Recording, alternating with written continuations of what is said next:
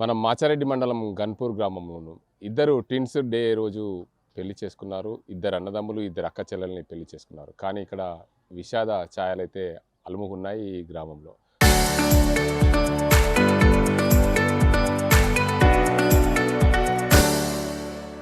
అసలు ఏం జరిగింది ఇక్కడ? ఆ కుటుంబము ఈ నారాయణతో ఎలా ఉండేవారు? ఆ కుటుంబానికి నారాయణకు ఉన్న సాన్నిహిత్యం ఏంది? ఈ గ్రామంలో అందరూ కూడా కలవడిగా కలుపుగోలుగా ఉంటారు. నారాయణ అయితే అడుగు తెలుసుకుందాం. సార్ నమస్తే. నమస్తే. సార్ ఏంది సార్ మీ ఊర్లో ఇట్లా విషాదం చోటు చేసుకుంది? అసలు ఏంది సార్ మీ నారాయణ మీకు ఆ కుటుంబానికి వాళ్ళ నాన్న పరిచయం? వాళ్ళ బాపు కూడా మాకు బాగా మంచిగానే ఉంటుండే.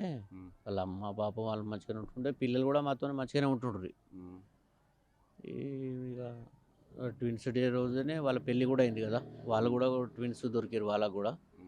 అంత మంచిగానే జరిగింది. కానీ ఇంతలో మా అసలు ఏం జరిగింది అనేది తెలియదు కరెక్ట్గా. ఇప్పుడు వీళ్ళు ఏమిటి వాళ్ళు? కుమ్మరోళ్ళు. వాళ్ళ నాన్న పేరు ఏం పేరు? భాస్కర్. భాస్కర్. మీకు భాస్కర్కి మీకు ఎట్లా పరిచయం? అంటే ఊర్లోనే పరిచయం. ఎప్పుడన్నా చాయ్ తాగడం ఉంటుండే. ఎప్పుడన్నా ఏమన్నా అప్పుడు ఆయన బతికున్నప్పుడు ఏమైనా సాధక బాధకాలు మాట్లాడుకునే వాళ్ళ మీరు? మాట్లాడుకునే వాళ్ళం. పిల్లలైన తర్వాత మాట్లాడారు? ఎన్ని సంవత్సరాల క్రితం మాట్లాడారు మీరు? ఇక పిల్లలైన తర్వాత అంటే పిల్లలైన తర్వాత తగ్గింది. వాళ్ళు చిన్నపిల్లలు స్కూల్కి వస్తారు కదా. నేను కూడా గల్ఫ్ పోయినా. నేను గల్ఫ్లో ఉన్నప్పుడే ఆయన ఇక అలా పెద్ద కుమారుడు మహేష్ వాళ్ళ ఇంటిని పైకి తీసుకొచ్చిండు ఆయననే.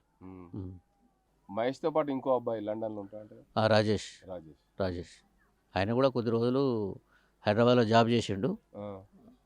ఇప్పుడు లండన్లో మరి జాబు వాళ్ళ మిస్సెస్కు జాబు అని తెలిసింది, అక్కడనే పోయిండని తెలిసింది. పెళ్ళికి కూడా రాలేదు అతడు. పెళ్ళికి కూడా రాలేదు. అంటే డిసెంబర్లో పెళ్ళి అనుకున్నారు వీళ్ళు. డిసెంబర్లో పెళ్ళి అయితే నాకు వీలు కాదు, ఫిబ్రవరిలో అయితే నేను ట్రై చేస్తానని అన్నాడు. అందుకే ఫిబ్రవరి 22కి పెట్టుకున్నారు వీళ్ళు. ఫిబ్రవరి 22 కూడా రాలేకపోయిండు, వీసా ప్రాబ్లమ్స్ అవుతున్నాయని కారణం తెలిసింది మాకు. అట్లా అందుకే రాలేడు, పెళ్ళి కూడా రాలేదు అతడు. ఇప్పుడు పెద్ద అబ్బాయి అతను అందరినీ కుటుంబాలలో అందరినీ కలిసి ఒక దగ్గర ఉంచి అంత సవ్యంగా చూసుకునేట ఆయననే కుటుంబాన్ని పైకి తీసుకొచ్చినాడు అతడి వల్లే వాళ్ళ కుటుంబం అనేది ఎదిగింది. నాకు తెలిసి వాళ్ళ ఇంట్లో ఆర్థిక సమస్యలు ఏమి ఉండకపోవచ్చు అనిపిస్తుంది. ఆర్థిక సమస్యలు అయితే మాకు తెలిసి అయితే ఏం లేవు. అన్ని ఏ సమస్య ఉన్నా అలా పెద్ద అబ్బాయి మహేషే చూసుకునేవాడు. అన్ని అతడే మెయింటెనెన్స్ మొత్తం. ఇంట్లో 5గురు మొత్తంగా వాళ్ళు 5గురు. ఇప్పుడు ఇద్దరికి పెళ్ళిళ్ళు అయిపోయాయి, మొన్న ఇద్దరికి పెళ్ళిళ్ళు. వాళ్ళ చెల్లెకి కూడా పెళ్ళి అయిపోయింది. పెళ్ళి అయిపోయింది, పిల్లలు కూడా అందరికి పిల్లలు. సరే అయితే చెప్పండి, ప్రధానంగా ఇప్పుడు ఈ ఊర్లో ఒక విషాదం అమ్ముకుంది. ఒక చిన్న అబ్బాయి ఏదైతే కవలాల్లో చిన్నోడు వినయ్ కుమార్ అంతా కూడా గ్రామంలో విషాద ఛాయలు. వినయ్ కుమార్ ఎలాంటి వాడు? ఎప్పుడన్నా కలిసారా మీరు? అతడు చాలా చిన్నవాడు కదా. మా కొడుకు కంటే వాళ్ళు పెద్దవాళ్ళు చదువుకునేటప్పుడు. అంటే ఎక్కువ మాతో ఎక్కువ మాట్లాడరు. వాళ్ళ పెద్ద అబ్బాయి మాట్లాడతాడు అంతే ఎక్కువ. ఇక వాళ్ళ పిల్లలు వాళ్ళు చాలా చిన్నోళ్ళు కదా, వాళ్ళు ఎక్కువ మాట్లాడరు. ఏదో ఇట్లా చూసినప్పుడు చూసిన అంతే. పెద్ద అబ్బాయి ఎక్కువ మాత్రం క్లోజ్ ఉంటాడు, మాట్లాడిస్తాడు, మేము మాట్లాడతాం, ఆయన మాట్లాడతాడు.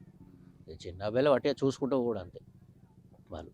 పెద్ద అబ్బాయి ఎప్పుడైనా మీతో ఏం మాట్లాడుతున్నాయి? ఇప్పుడు ఏదైతే ఇంటిని అందరి చేతిలో పట్టుకొని పెద్ద అంటే మంచిగా నడిపించుకోవాలి, మీకు కూడా 2 కొడుకులు ఉన్నారు కదా, వాళ్ళని కూడా మంచి దారిలో పెట్టాలి, వాళ్ళు కూడా మంచి పొజిషన్లో ఉంచాలి, కష్టం అనేది వాళ్ళకి తెలపాలని నాకు కూడా చెప్పిండు. నేను కూడా చెప్పిన వాళ్ళకు కూడా, నీ వల్లనే మీ కుటుంబం ఎదిగింది, మీ బాపు ఉన్నప్పుడు ఇప్పుడు కూడా ఉంటే మీరు ఎదిగిపోయే వాళ్ళు కాదు, మీ బాపు పోయింది కాబట్టి మీరు కొంచెం ఎదగగలిగారు, అది నీ వల్ల నేను కూడా చెప్పిన అతనితో.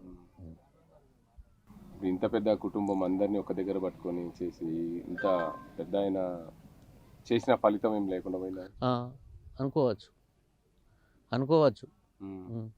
అతను ఇంత కష్టపడి పైకి తీసుకొచ్చి వాళ్ళందరినీ చేతబట్టి పెళ్ళి కూడా చేసిండు. పెళ్ళి చేసిన పేరు కూడా అతనికి లేదనిపిస్తుంది, అట్లా బాధ.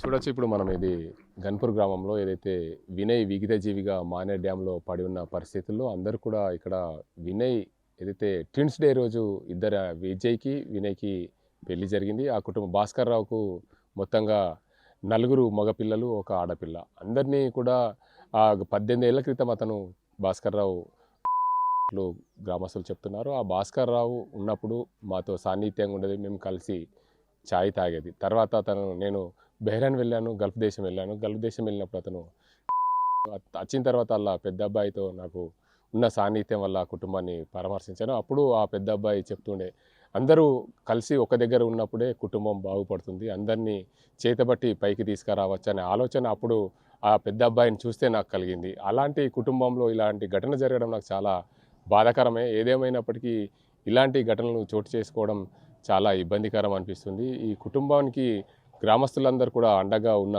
పరిస్థితులు మనం కళ్ళారా చూస్తున్నాం. ఇలాంటి ఘటనలు జరగడం చాలా బాధాకరం. ప్రతి ఒక్కరి కుటుంబంలో సాధక బాధకాలు అనేటివి ఉంటాయి.